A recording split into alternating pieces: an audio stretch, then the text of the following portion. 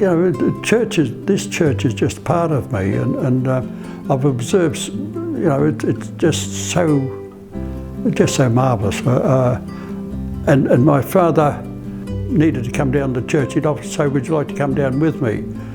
And very often I'd come down and I'd wander around the church in my bare feet and wander around and look at things, and I look up at the windows above the altar, and you've just got to glance at that window, and there's a thing that comes into you. You know, it's a part of your meditation. And there's the most beautiful window we've got, which you should take a photo of, or there, is the Good Shepherd in the little side chapel.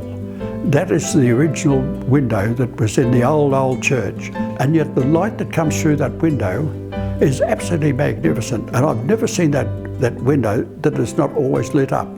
I look at that window 2 or 3 times every time I come into church, and it's always exactly the same. Beautiful, really beautiful. It's a beautiful window. The church had a tremendous influence on everyday people at that time.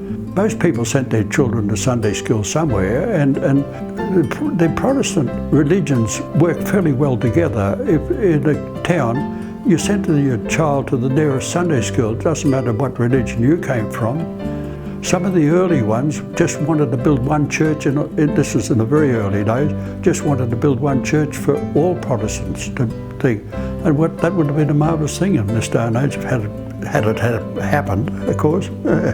And lastly, it will always remain a reality of the dream of those early pioneers of Bundaberg and their pennies and halfpennies and threepences and sixpences they put in the plate to fulfil this dream.